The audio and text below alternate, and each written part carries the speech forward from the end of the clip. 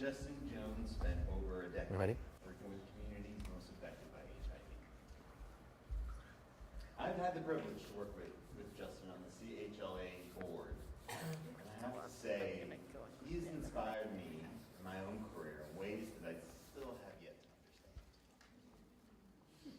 And it's because of his passion, his drive, and his heart that I am honored and excited to invite Justin Jones to tell his own story today. Justin.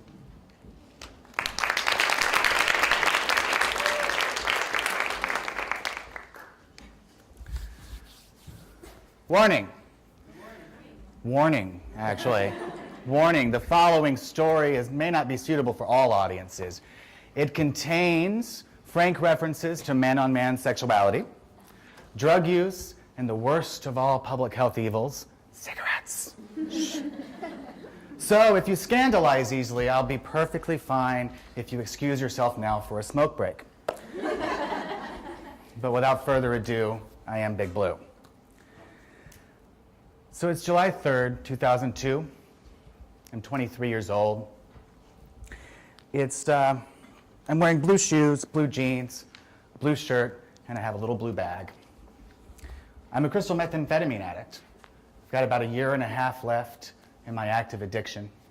And today I'm at Howard Brown Health Center, which is where I get my primary care. A few days ago, I came in for an HIV test. And today I'm back to get the result. My physician, Tom Barrett, walks in and literally slams the file right down on the counter and says, "We look for 10 markers and antibodies to determine if someone is HIV positive. You have all 10 lit up." First of all, I'm not kidding. My very first reaction was, "Awesome, I got a perfect score."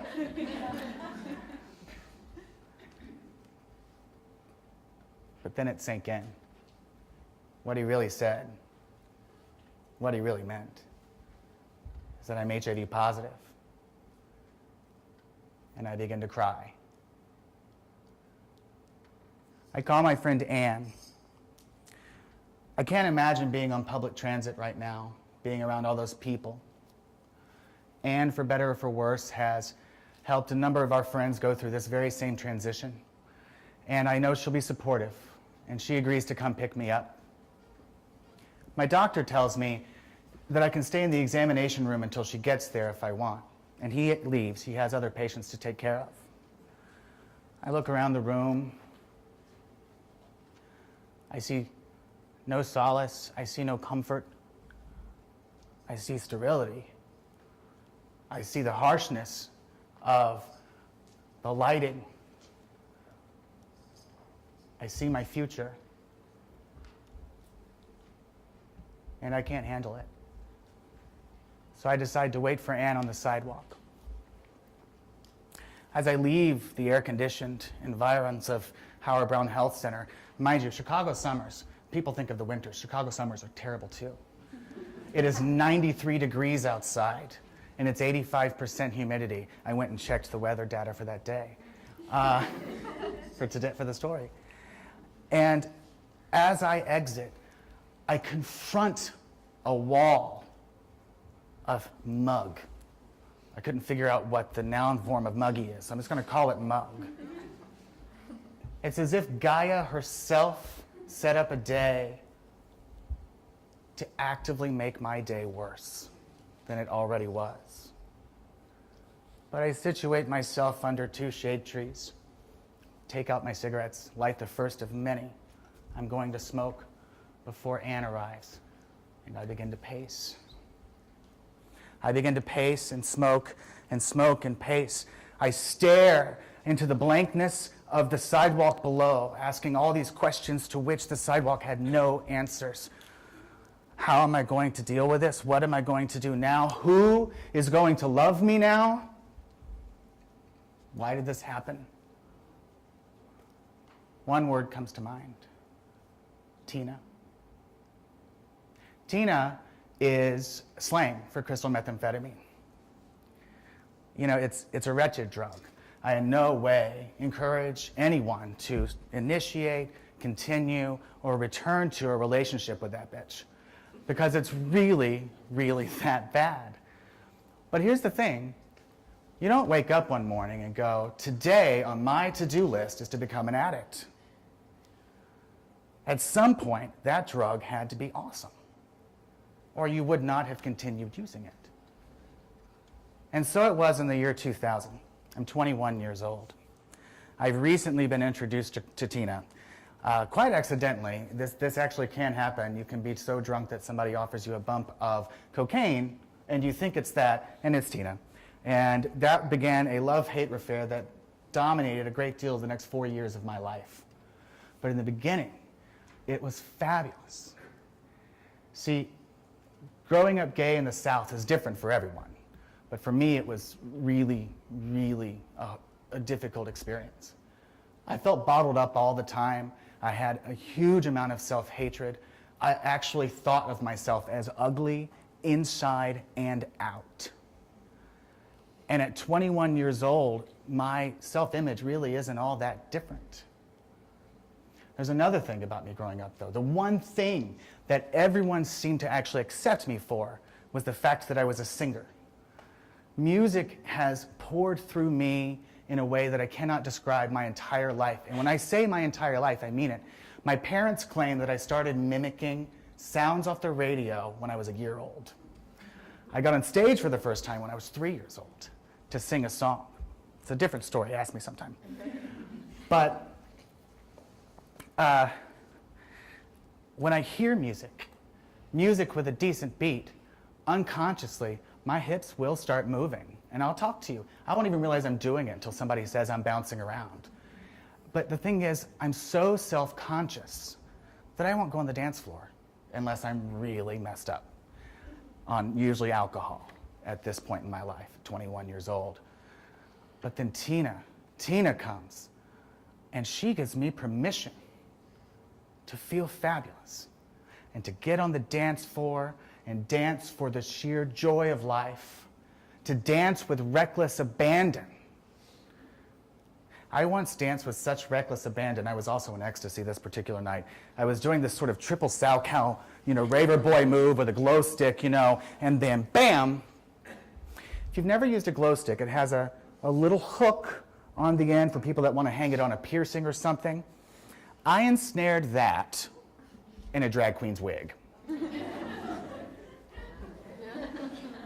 Don't do it. Shit gets real quick.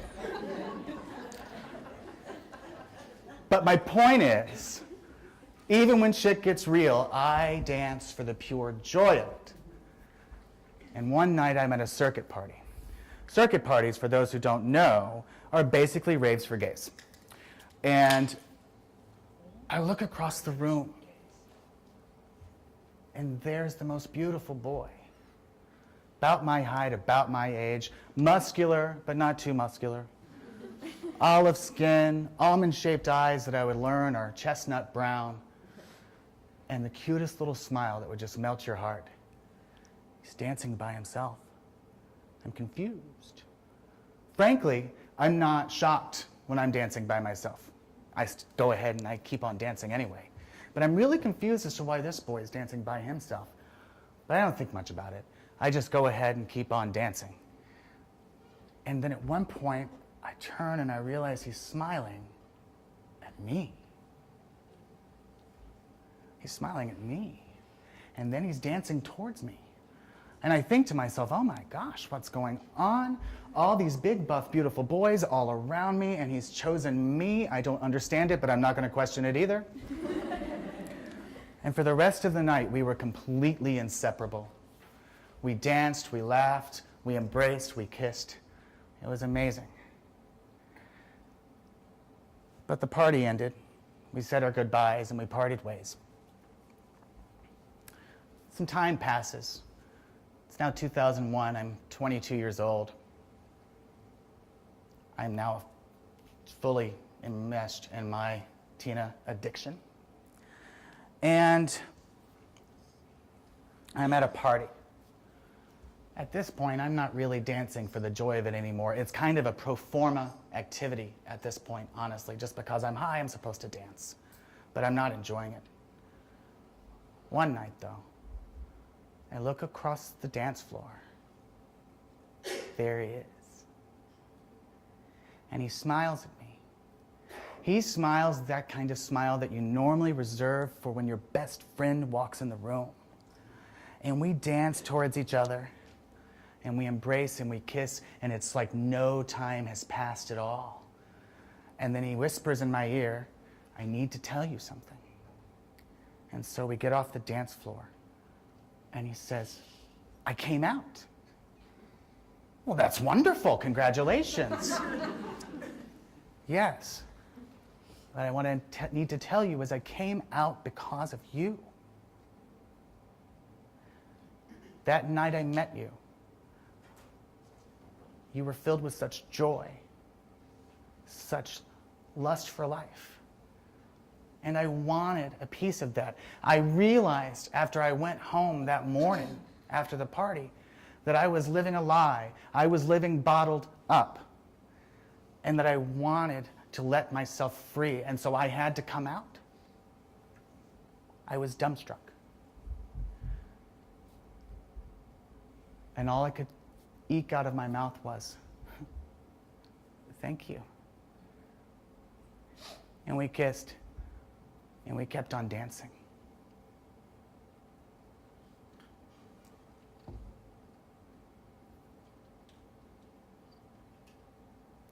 But not even a memory like that can help me today. Today is the worst day of my life.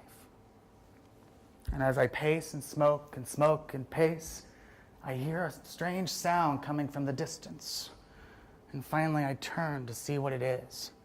I'm under these shade trees, but beyond is the glaring sun being refracted through all that humidity and obscured by my tears. And so I squint, and I see a little old African-American man. He's wearing fedora, little vest, long-sleeve shirt on this hot day, full-length pants, and some little brown loafers. And he is singing the happiest song you have ever heard. And all I can think to myself is, dear God, please have that man turn down a side street, because I can't handle his happiness near me. He's hunched over about 10 or 15 degrees. He's got a cane. It's not just a cane, though. That cane is keeping the beat. Every strike on the ground is keeping the beat. It's amazing looking back. But at the time, I just keep thinking, I can't handle this, I can't handle this, turn down a street. And eventually I realized he's coming right for me. That's how it felt. He was coming for me. And I started to panic. My anxiety shot into the stratosphere trying to achieve escape velocity. My heart beat so hard I thought it was going to escape my chest, beat down the street, and find some dark hole to crawl into that was more conducive to its mood. My organs tightened so entirely that a black hole threatened to form inside my body cavity and swallow the entirety of me. And then I realized he was on my block and I was petrified. And as he came up next to me, he took one look at me and mid-cane stroke, mid-measure said, "Cheer up, Big Blue. It's all gonna be okay, baby." And as his cane struck the ground, he picked up the beat again and picked up the measure, and he kept going.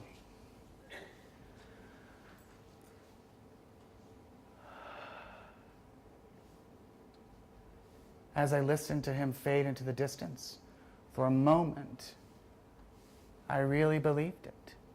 I internalized it. It really is going to be okay. I think of him with some regularity. I think of him because he was dressed in restrictive clothing, and it was such a hot and muggy day. I think of him about just the pain of being that old, of being hunched over, of being on a cane. I think of the idea that a man of that age, of that race, living in this country, and the experiences he must have had, and to look into the eyes of someone who probably looks a lot like the oppressors he has experienced his whole life. And he took a moment out of that day to see a fellow human being in struggle, and reached out to make me feel better. And he kept singing. I kept dancing, see. What we had in common was that we were being our authentic selves. And in the process, quite inadvertently, influenced someone else's life for the better for the rest of their lives. Everyone in this room, whether by profession or association, is public health. And what that means to me is that you come to the world, you view it with just a different set of lenses. You have the lenses of hope, compassion, and empathy. Lean into those. That's your authentic self. Trust me, I know it's hard to be oneself. Sometimes it is easier to be anyone else in the world. But I promise you this. If you can lean into being yourself, it may not be today or tomorrow, but I promise one day, whether you know it or not, you will influence people for the rest of their lives and for the better. Be kind to one another. Keep singing. Keep dancing. Thank you.